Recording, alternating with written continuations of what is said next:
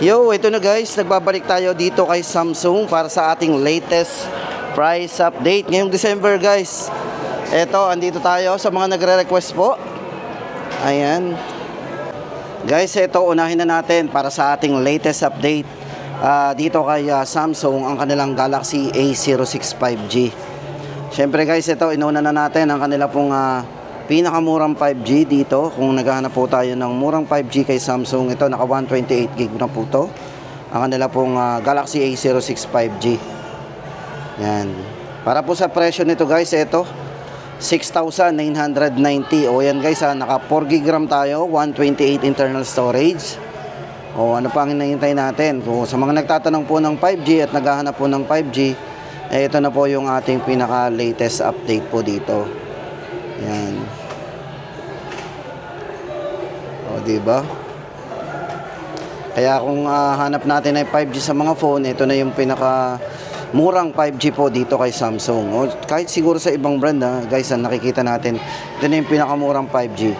Para po sa size ng screen, naka 6.7 inches. Ayan, high definition plus display na rin. So meron na rin po yung 50 megapixel po para sa kanyang rear camera at 8MP naman po yung kanyang front camera. So check po natin yung 50MP niyan. At meron na rin po yung 8 megapixel po para sa kanyang front camera. So ayan guys, para sa latest price update natin, pinakamurang 5G, makikita natin dito kay Samsung, ito po 6,990 Galaxy A06 5G. Tapos guys, ito lipat tayo. Andito naman yung kanilang A16. For Galaxy A16. Yan. Check po natin yung kanyang compare model. Yan. Bali guys, itong Galaxy A16, ito po ay 4G. Ito yung LTE natin. Ito pong hawak natin is 128GB, naka 4GB 128. Yan, para po sa presyo natin dito. Guys, ito medyo handy po 'yan Naka 6.5 inches po ang size nito. Si A16 LTE. Ayan, tapos pagdating po sa kanyang main camera, meron siyang 48 megapixel po sa kanyang main camera. So, check po natin. Check po natin ang camera nito. So yan, sa mga nagtatanong po ng A16 LTE, yan, para sa latest price update po natin dito guys, ito po ay 7,990.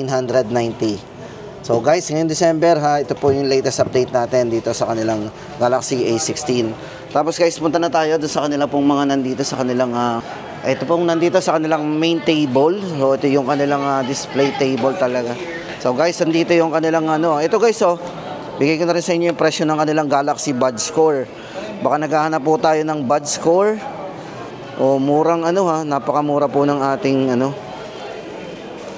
Yan. Guys, pasensya na ka, medyo yung madilim yung ating Ayan, so dito tayo sa liwanag. Ito guys, ang design nito, napakagaan. Ang kanila pong Galaxy Buds Score, kung naghahanap po tayo ng murang earbuds, yan. Guys, ito, bali ito ay merong maganda yung bass nito. Tapos meron siyang powerful ANC at syempre guys, comfy and secure po yan pag sinuot po natin sa ating tenga. Secure na secure, di ba sa malalaglag. At syempre guys, matipid sa battery. Napakatipid, 35-hour battery life po yan. Presyo po natin dyan guys is 2,690. So kung naghahanap po kayo ng buds, yan, magaan, 2,690.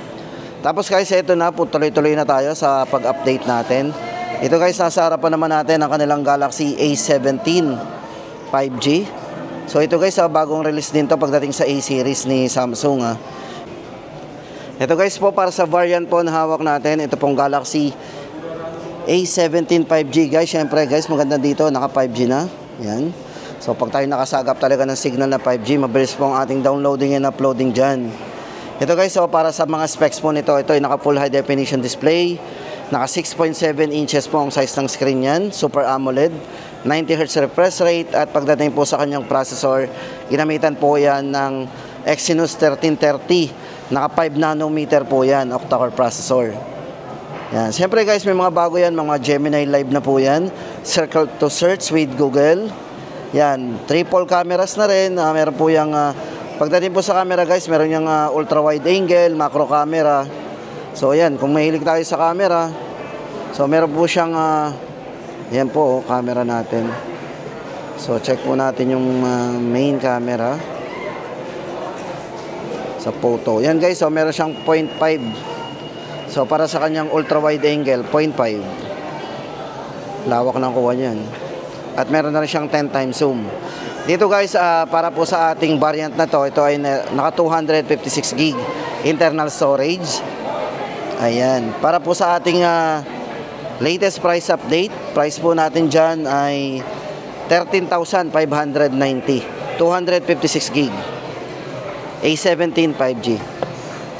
Then meron po sila ditong mas mura. Ito pong Galaxy A07.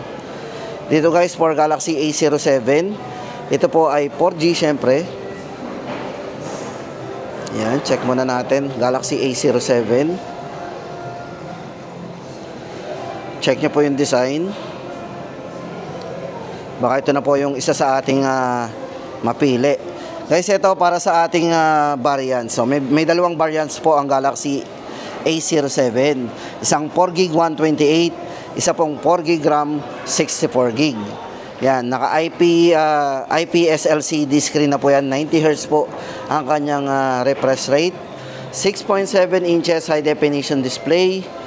Yan po yung mga specs yan guys. 5,000 mAh battery. Then, kung more on camera din tayo, meron din siyang dual 50 megapixel po na camera. So, check po natin ang camera niyan. For 50 megapixel na camera. Tapos guys, ito, ayan, bigay ko po sa inyo yung presyo ng kanilang Galaxy A07. Yan. Galaxy A07, 4GB, 64 po natin. Ang price po natin ay 5,290. Then, ang 4GB RAM 128, 5,990. Tapos, ito naman guys, ang kanilang Galaxy A17. So, ito naman po yung 4G. Kung nabanggit na po natin kanina ang 5G, ito naman po yung A17 na LTE. Yan, para po sa latest update po natin sa presyo po nito. A17. Ito po may isang variant lang po ito. Ang variant po na ito na nasa harapan natin guys is naka 4GB RAM 128GB internal storage. Yan, Galaxy A17. Yan, para po sa mga specs nito guys, naka full high definition display po yan. 6.7 inches at Super AMOLED display na rin yan. At naka 90Hz po yung kanyang screen refresh rate. Pagdating sa processor, ginamitan po yan ng MediaTek Helio G99 na naka 6 nanometer. Yan, camera, meron na rin pong ultra wide camera yan. At syempre naka macro lens din. So 50MP pagdating sa kanyang main cameras din. 50 megapixel din. So, meron ding 0.5. Yan. Para po sa presyo, ulitin po natin, Galaxy A17 4G 9,290. Then guys, lipat tayo sa iba pang mga A-series. Yan, dito naman po tayo sa kanilang Galaxy A26 5G. 5G pa rin. Ito guys, tuloy-tuloy pa rin yung kanilang ito, dalawang variants po ang kanilang Galaxy A26. Yan, may isang variant po ito na 6GB RAM 128. At ang isa po nito ay 8GB RAM 256GB. So, mas malaking internal storage. Worry free tayo kung magda-download tayo ng marami. Or, diba, magpapasa tayo ng mga files. Yan. So, malaking internal storage, 256GB. So, guys, ito maganda dito. Siyempre, meron yung awesome, ang ganda ng design nito, Awesome intelligence. So, meron siyang AI. IP67. Mataas na po rating natin dito. Yan. Pwede siyang masubmerge sa tubig sa lalim na 1 meter for 30 minutes. Yan. Worry-free durability. So, naka IP68. Siyempre, guys, napaka-vivid ng display niyan. Naka-AMOLED display po yan. Diba? AMOLED display. High quality display. Ang tawag po dyan. Tapos guys, ito para po sa mga ibang specs niyan. Naka full high definition display nga po yan, Super AMOLED display, very responsive, 5,000 mAh battery. At syempre guys, kung processor naman ang pag-uusapan natin, ito ay naka Exynos 1380. O, di ba? At kung more on camera tayo at mahilig kayo sa video, ito ay naka-stabilize na pang video with optical image stabilization. Check po natin ang kanyang video. So ito guys, oh. Ito yung video niyan. So meron din siyang wide angle, oh, yung 0.6. Naka 0.6 po yan, wide angle. Guys, tandaan natin na ang 0.6 is wide angle and 0.5 is ultra wide angle. Baligtad po yan, baka malito po tayo. Yan, para po sa dalawang variants ng ating Galaxy A26 5G. Yan, check po natin ang kanyang 6GB RAM 128, 15,990, at 8GB RAM 256GB, 17,990. Okay, lipat naman po tayo. Ito naman po yung kanilang A36 5G at A56 5G. Dito naman guys, para sa ating latest update po for Galaxy A36, unahin na natin. Discounted po yan guys ha. Price po nito dating 21,990. Naka-discount po tayo ng 2,000. Ngayon po 19,990 ang ating pong Galaxy A36 5G. Ito po is naka 6.7 inches po para sa kanyang size ng screen. Naka full high definition plus display. Napaka-vivid po ng display. Super AMOLED display na po yan. Then pagdating sa processor, ito po ay ginamitan ng Snapdragon 6th Generation 3 na. O diba, medyo malakas at naka 4 nanometer octa-core processor po yan. Kung more on camera naman kayo, ito ay merong high dynamic range sa front camera ha. Guys, sa front camera, meron siyang HDR na 12 megapixel po yung HDR camera nito sa front. O diba? Bibid, kahit medyo maliwanag is maganda yung kuha natin, or medyo madilim, maganda yung kuha natin dyan sa front camera. Kasi nga po, naka HDR yan. Tapos guys, ang maganda pa dito, syempre, main camera niya, madali dito mag-swipe guys ha. Switch nyo lang screen, nagpi-flip na yan. O diba? Dito kay Samsung ko lang nakikita yung mga ganang mga function. Pag switch ng mga front at back camera, switch lang dun sa screen oh. O diba? Tapos guys, yan naman para sa ating presyo nito. Yan. Ang ating pong variant, yun nga po, naka-sale po yan, 19,990. Yan. Galaxy A36 5G. Tapos dito naman po sa kanilang Galaxy A56 5G. Yan, bali guys, isang variant lang din to. Naka 8GB RAM 256GB.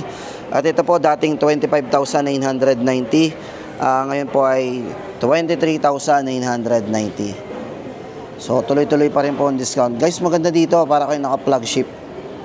Kita niyo po yung mga flagship po ni Samsung. Ito, kahawig na kahawig po yan.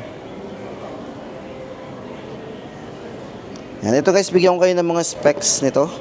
Para po sa mga specs niyan guys, ito 6.7 inches, naka full high definition display, Super AMOLED na rin po yan. Processor na ginamit diyan guys is naka 4 nanometer octa-core processor, Exynos 1580. So mas malakas po yan doon sa mga A-series, yung pinakamataas.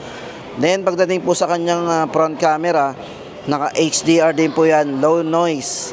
So meron siyang 12 megapixel po sa kanyang front camera. 12 MP, check natin.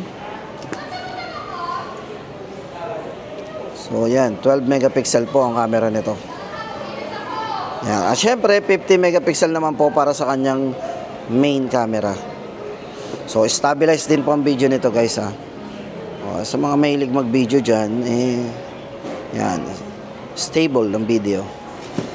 Yan po, para sa presyo guys dito kay Galaxy A56 5G, yan, 23,990.